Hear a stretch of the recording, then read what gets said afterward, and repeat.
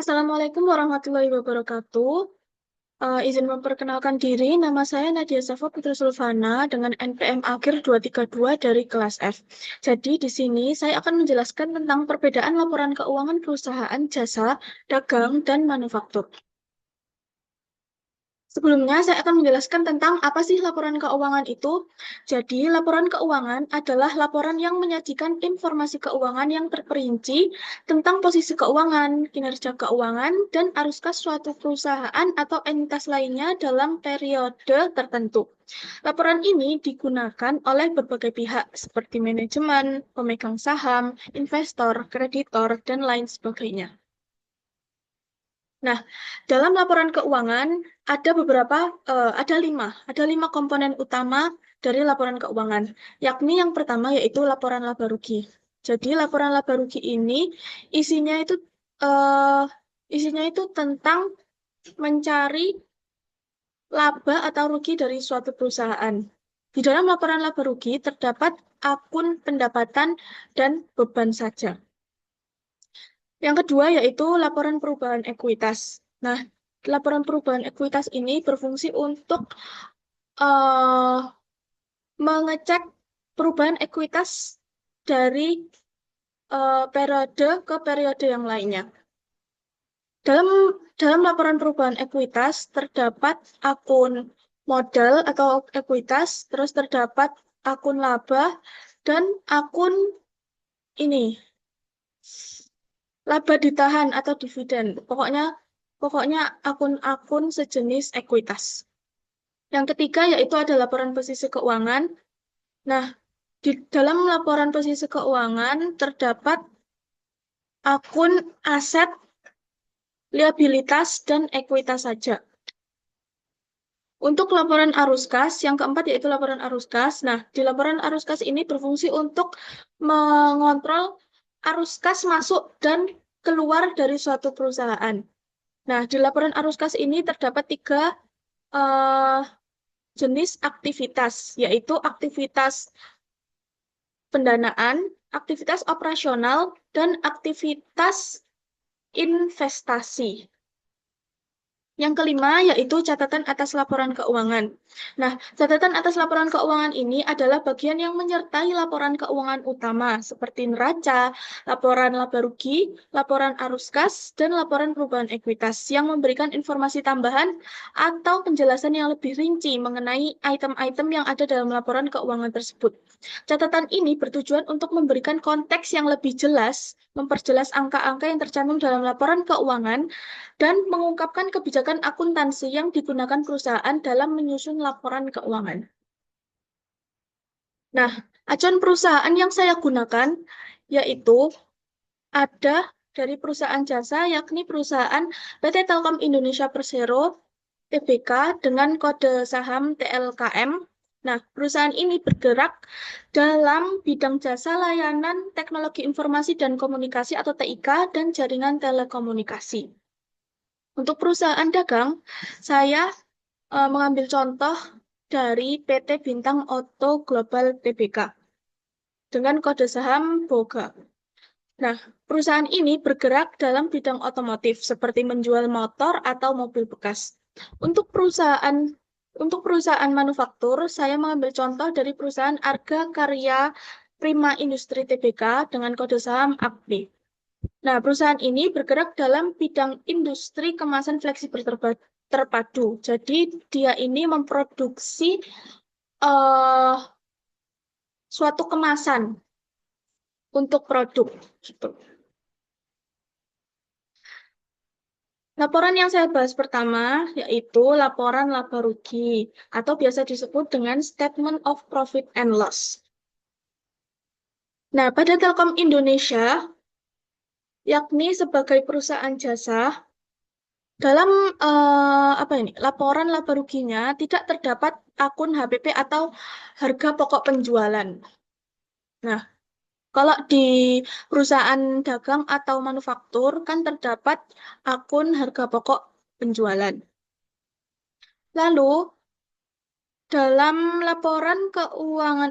dalam laporan laba rugi perusahaan jasa, sumber pendapatannya berasal dari jasa yang diberikan. Beda dengan dagang dan manufaktur. Kalau dagang itu kan sumber pendapatannya berasal dari penjualan atas barang dagangan yang ia jual. Jadi dia itu sebagai apa ya, perantara aja dari produsen ke konsumen. Jadi dia menjual barang produksi dari produsen. Kalau manufaktur itu kan dia ngolah dari bahan bakunya lalu dijual langsung sama dia gitu. Lalu yang ketiga yaitu akun beban didominasi dengan akun beban operasional, bukan akun beban penjualan. Selanjutnya yaitu untuk PT Bintang Oto Global sebagai perusahaan dagang, dalam laporan laba ruginya terdapat akun HPP atau harga pokok penjualan. Kenapa seperti itu? Karena dia memang menjual barang dagangannya dan harus mencari harga pokoknya itu tadi. Sumber pendapatannya berasal dari produk atau barang yang dijual atau diperdagangkan. Lalu, terdapat akun beban penjualan dan akun beban umum dan administrasi. Untuk laporan laba rugi Arga Karya Prima Industri sebagai perusahaan manufaktur, nah, di dalam laporan laba ruginya terdapat akun HPP atau harga pokok penjualan. Nah, harga pokok penjualan ini didapat dari eh, harga pokok produksi. Jadi urutannya itu kita harus mencari harga pokok produksinya dulu dari eh ya dari dari harga pokok produksinya dulu baru jadi harga pokok penjualan. Lalu sumber pendapatannya berasal dari penjualan barang atau penjualan produk yang ia produksi dari bahan baku gitu. Lalu yang ketiga yaitu terdapat tiga jenis akun beban, yakni akun beban penjualan, lalu ada akun beban lainnya, dan beban administrasi. Selanjutnya yaitu laporan perubahan ekuitas atau biasa disebut dengan Statement of Change in Equity.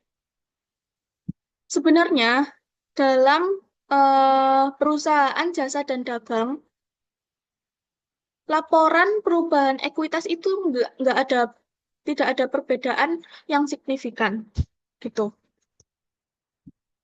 Tetapi dalam laporan perubahan ekuitas perusahaan manufaktur, dia terdapat perbedaan yaitu yakni ada akun cadangan selisih kurs penjabaran. Lalu selanjutnya yaitu laporan posisi keuangan atau biasa disebut dengan Statement of Financial Position. Nah, dalam laporan posisi keuangan perusahaan jasa, laporannya itu bentuknya lebih sederhana karena tidak memiliki akun persediaan. Kenapa seperti itu? Karena memang dia menjual jasa, bukan menjual barang. Maka dari itu tidak ada yang namanya akun persediaan. Lalu jumlah liabilitas lebih kecil daripada jenis perusahaan-perusahaan lain. Nah, jadi jumlah liabilitas perusahaan jasa itu biasanya lebih kecil dari perusahaan dagang dan manufaktur. Selanjutnya yaitu laporan posisi keuangan dari perusahaan dagang. Nah, di perusahaan dagang ini terdapat akun persediaan dalam aset lancar. Ya, kenapa seperti itu ya? Karena memang dia itu menjual barang dagang barang dagangannya. Maka maka dari itu dia apa ya? Ibaratnya itu kayak dia ngestok gitu loh, ngestok barang dagangnya barang dagangannya itu, lalu muncullah akun persediaan. Kalau di perusahaan jasa tadi kan tidak ada akun persediaan karena memang dia menjual jasa. Selanjutnya yaitu laporan posisi keuangan dari perusahaan Arga Karya Prima Industri.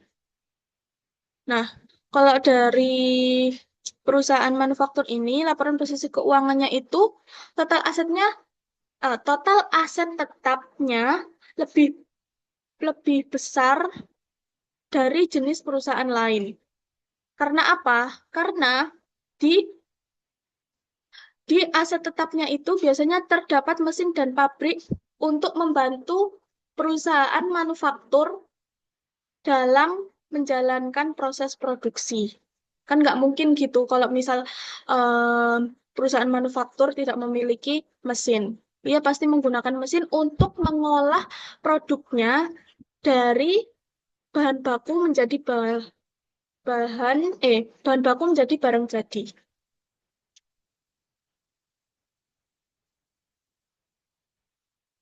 Selanjutnya yaitu laporan arus kas atau biasa disebut dengan statement of cash flows. Nah, dalam perusahaan jasa, arus kas utama berasal dari pembayaran pelanggan untuk pelayanan yang diberikan. Karena memang ia dominan dengan memberikan pelayanan kepada pelanggannya. Lalu untuk PT Bintang Auto Global sebagai perusahaan dagang, arus kasnya itu sangat bergantung pada pembelian dan penjualan barang dagang, serta pengelolaan persediaan dan piutang usaha. Untuk perusahaan Arga Karya Prima Industri sebagai perusahaan manufaktur, ia memiliki arus kas yang lebih kompleks karena mencakup pengelolaan bahan baku, barang dalam proses, dan barang jadi, serta pengeluaran besar untuk aset tetap dan mesin produksi. Jadi, di laporan arus kas perusahaan manufaktur ini, apa ya, laporan arus kasnya itu lebih rinci, teman-teman, karena dia itu ada menghitung pengelolaan bahan baku, lalu pengelolaan barang dalam proses, dan lalu menjadi eh, lalu finishnya itu menjadi barang jadi. Yang terakhir yaitu catatan atas laporan keuangan atau notes to the financial statement. Nah, catatan atas laporan keuangan untuk perusahaan jasa lebih berfokus pada piutang, pendapatan dari layanan dan biaya operasional. Sementara perusahaan dagang mengungkapkan informasi terkait persediaan barang dan pengelolaan piutang dan utang usaha. Untuk perusahaan manufaktur memiliki catatan yang lebih detail mengenai persediaan, biaya produksi, aset tetap, dan penyusutan karena melibatkan proses produksi yang kompleks atau lebih rinci. Baik, sekian presentasi dari saya. Mohon maaf bila ada salah kata. Wassalamualaikum warahmatullahi wabarakatuh.